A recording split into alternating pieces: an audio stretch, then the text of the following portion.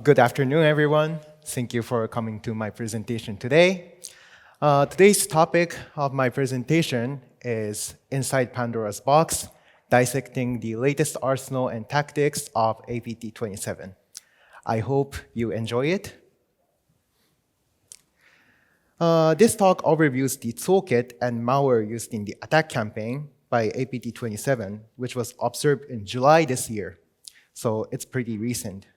Through our observation, we discovered that the threat actors employed several new techniques and tools, such as use of legitimate VPN server to achieve persistent access against compromised network, and also newly observed Cobalt Strike beacon downloaders, and an improved version of rootkit observed in past attack campaigns.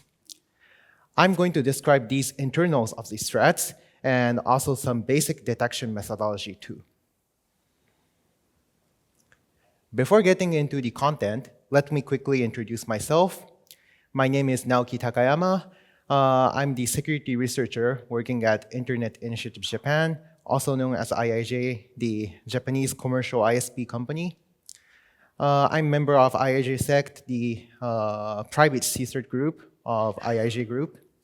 And during my daily job, I'm responsible for threat research and also incident response.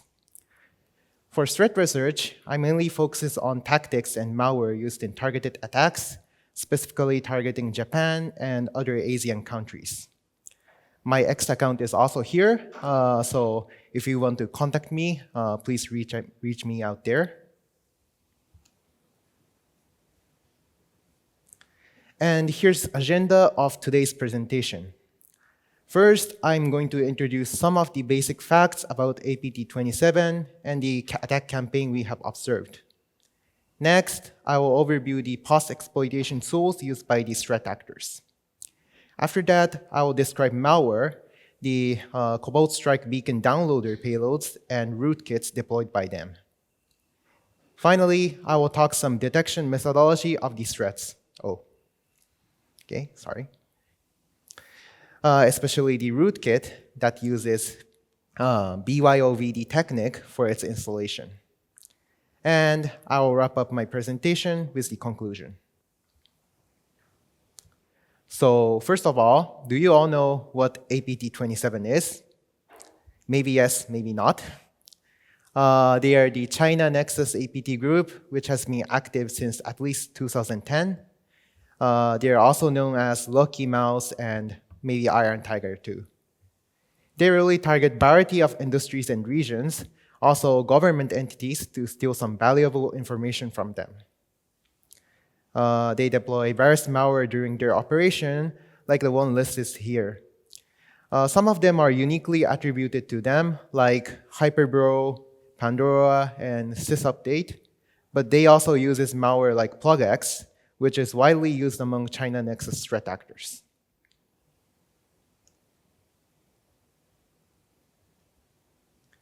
So here's the basic information of the campaign we have observed. The victim was the Mongolian entity, which has been compromised at least since June this year. We did not investigate this attack from aspect of instant response, but instead we have observed Open Directory exposed on attackers' infrastructure to acquire their attacking tools, malware, and also exfiltrated files from the compromised host. Because malware, especially the rootkit, was the one attributed to APT27, we assessed that this is related to their certain attack campaign. We analyzed the files there and revealed the updates to their arsenal and tactics of post-exploitation activity. So here's a list of arsenal I'm going to describe in this talk. Some of these sections are labeled new or updated, which indicates the freshness of the information. Firstly, I'm going to describe about your post-exploitation tools. The first tool I am describing is EFS Potato. As the name indicates, this is one of the potato exploit, the famous privilege escalation exploit for Windows. EFS Potato abuses the EFS RPC open firewall function to elevate the service account with SE impersonate privilege to NT authority system account. This tool functions on variety of system, but it is known to be fixed since 22H2 of Windows, so attacker might have compromised the environment older than this. I think there are still many hosts vulnerable to this exploit, especially the servers, so attacker might have used this tool to achieve local privilege escalation. Next tool is FRPS, the server-side program of FRP, the fast reverse proxy tool. FRP is a legitimate open source tool that can expose local hosts behind the NAT to the internet. It is well known that many threat actors, including APT27, is abusing this tool to maintain their access to the compromised hosts and also network. We have also found configuration file of FRPS used by them and the value of privilege token parameter in that file, which was unosec, was quite interesting because this is deeply related to the tool I'm introducing next, which is FRP modify. This is modified version of FRP software that receives configuration parameter like server address and port number from the command line, beside the normal FRP reads it from the configuration file on the file system. Because configuration parameter is never written on the file system, digital forensic investigation might become harder in some cases. Author of this tool, the Chinese user with handle name of unosec, claims that he or she developed it because configuration file leaks the server information. So this version of FRP is more likely to be categorized as attacking tools. Interestingly, this user, unosec, publishes many infamous attacking tools, its modified version, and even source code of malware on GitHub. We do not know whether this user is related to threat actors or not, but maybe researching it will uncover more interesting information. Anyway, the final tool I am introducing is Soft Ether VPN Server. This is legitimate VPN server software, but threat actor had leveraged this to maintain persistent access to the victim network this time. As its usual behavior, Soft Ether VPN Server records the statistics data like timestamps and hostname of the server within the configuration file. Surprisingly, this VPN server seemed to be running on victim's domain controller server, and it was created on June 2nd this year.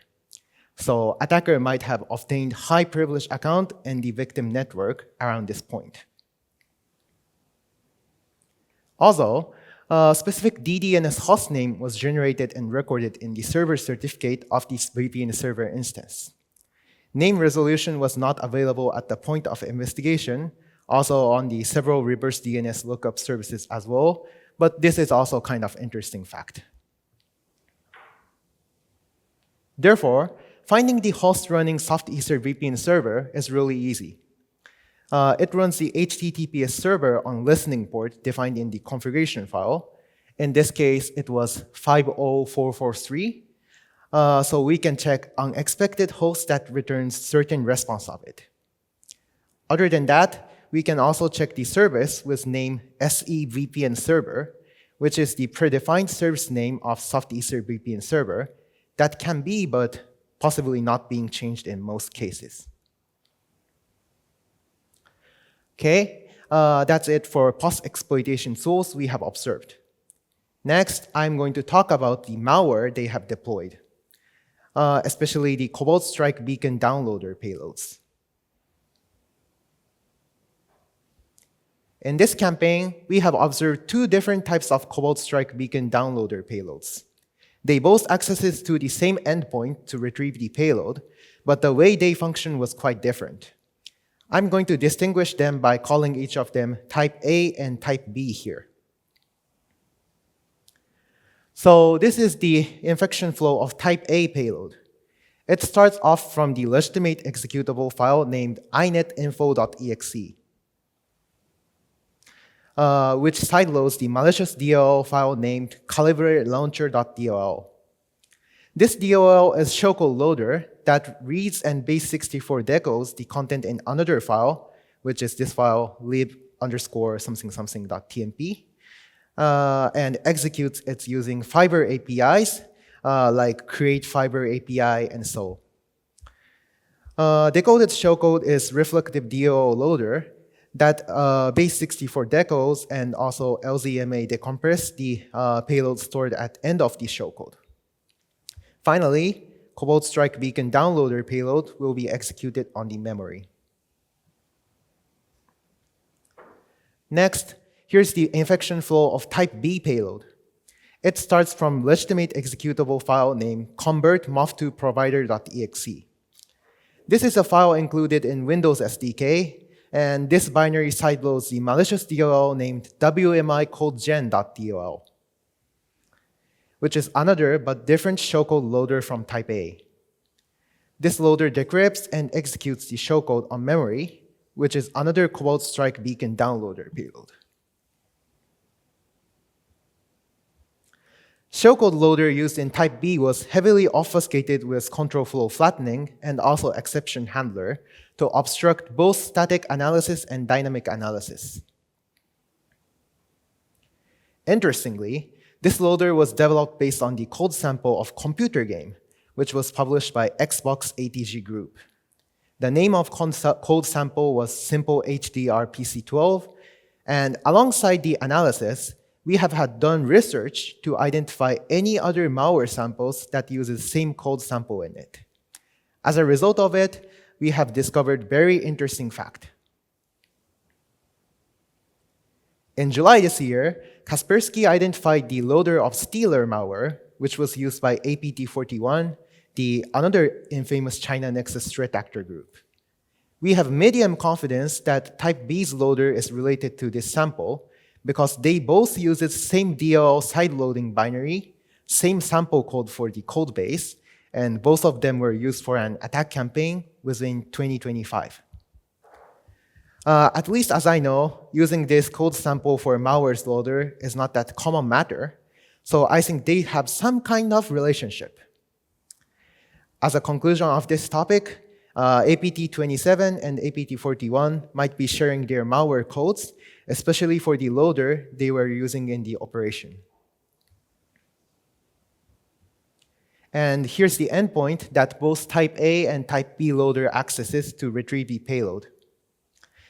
This domain, cdn.windowserrorapis.com, resolves to the host that was serving Cobalt Strike C2 server. And also, some unique SSL certificate was also observed there. Okay, the last arsenal that I am going to talk about is their flagship rootkit and rat, which is Pandora and NDIS proxy. Pandora is passive backdoor composed of rootkit and rat module, which is both developed using C++. It is initially discovered by Trend Micro in 2021, but we have identified several updates from the sample mentioned in their report this time. Here's the infection flow of the sample we obtained. It starts off from the batch file named in.bat. This file decompresses the password-protected RAR file named VMware x64.rar and executes a file named shellrunas.exe inside it. This executable file is legitimate one from Microsoft sysinternals, but it sideloads the malicious DLL file named credui.dll. This DLL file is a shellcode loader that self-decodes its code, and it will read the content of the file named update.url. It will also XOR decode it and LZNT1 decompress the content and execute it as the shellcode on the memory. Executed shellcode is reflective DLL loader that loads the loader DLL of Pandora rootkit, which we call it Pandora loader. Pandora loader is a payload that prepares and loads Pandora rootkit on the system. When it's executed, it creates certain folder and moves files extracted from the RAR archive file there. It will also create a service to achieve persistence and registry keys with the encrypted payload of rootkit and rat.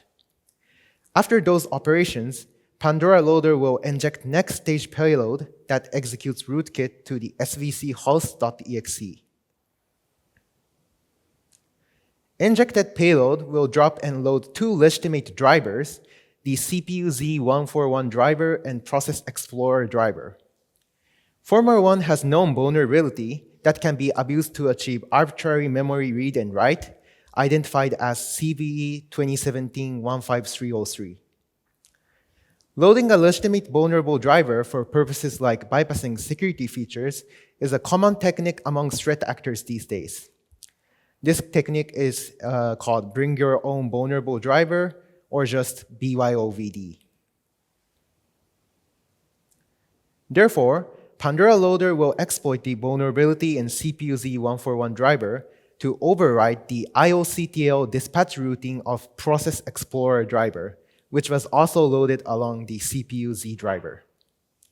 Actually, this is updated procedure from the sample observed in past campaign, because past sample turns off the driver signature enforcement by accessing control register of CPU and load rootkit as same way as normal Windows driver does. However, threat actors changed their approach to make this procedure fileless as possible this time. Well, finally, the Pandora rootkit will be loaded on the system. This rootkit has functionality to hide process, file, registry key, and attackers' access related to their operations in kernel level. As an update from sample in past report, Pandora rootkit embedded the code of an open source rootkit named hidden.sys. This rootkit was also used in past attack campaign done by APT27, but separately deployed from Pandora rootkit. Threat actor integrated two different rootkit, possibly for decreasing the risk of detection by security products. Anyway, once Pandora rootkit is loaded on the system, it will execute Pandora rat by injecting its code into lsas.exe.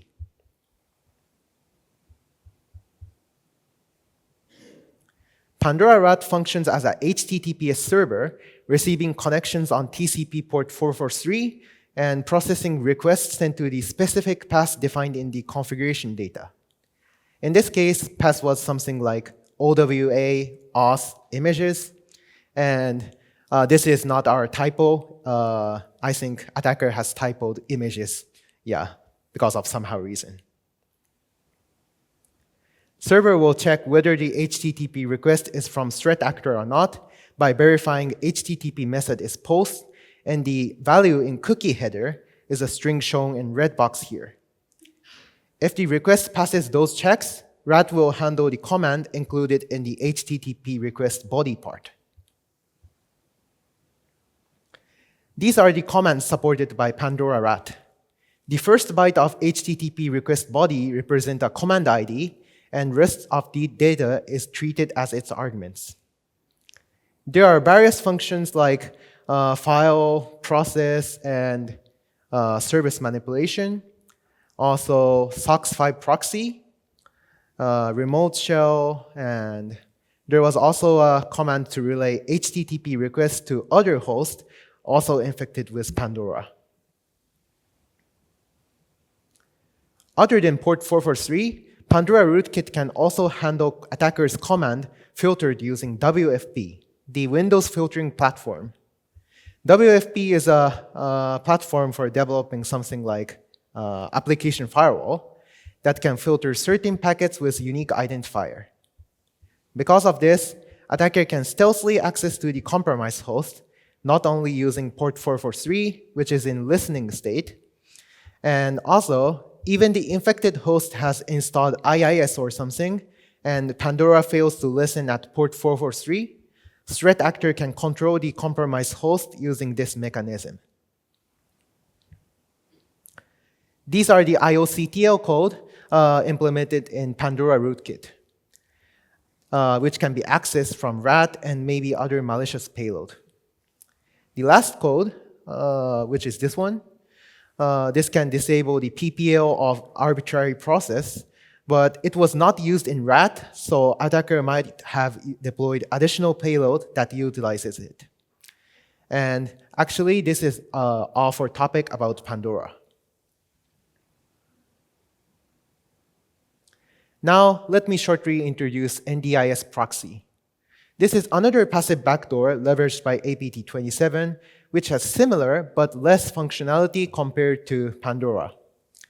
In this campaign, new dropper payload of it was observed, but the rootkit dropped by it was same one described in past report.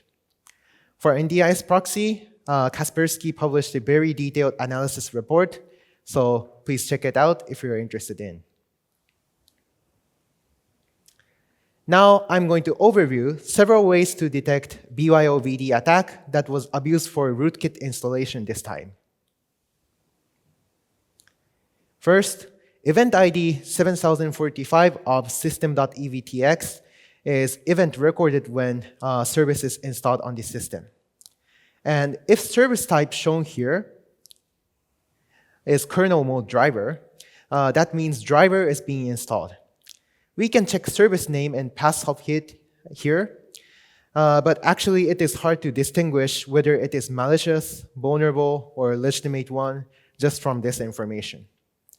However, it is still good pivot point because it is rare that running system installs new driver, except the case it is running setup or update procedure on it. If system is running sysmon, this is much better point for hunting because it records hash value and signature name of the driver, so it is easy to check whether the driver is installed for legitimate purpose or not. However, if the system is 22HT or later, Windows can block known vulnerable driver using the feature called Microsoft Vulnerable Driver Blocklist. This blocks a known vulnerable driver to be loaded, so for example, the CPU-Z driver, which was used by a threat actor this time, will fail to load in environment these days. And these are the event logs that is recorded when driver is being blocked. Upper figure and bottom left figure event is generated when driver installation is blocked because of security features and other reasons. Bottom right figure event is generated when certificate of the driver was already revoked by the issuer. So these are the also good pivot point to hunt for this threat. Now, I will wrap up my presentation. As a conclusion, APT27 started to abuse a legitimate VPN server software to achieve persistent access against compromised hosts and also networks. They also deployed rootkits, enabling threat actors to stealthily control infected hosts. So detecting BYOVD using tools or features such as sysmon and also Microsoft Vulnerable Driver Blocklist is important to prevent those threats. At last, scripts useful for analyzing similar malware sample is available on GitHub. So if you're interested in, please also check that out. And that is all for my presentation. PDF of this slide with IOC information, which I can quickly showcase now, with configuration data of malware and some file hashes and network indicator should be available afterwards the presentation on VV website. So please also check that out. And that's all. Thank you for listening.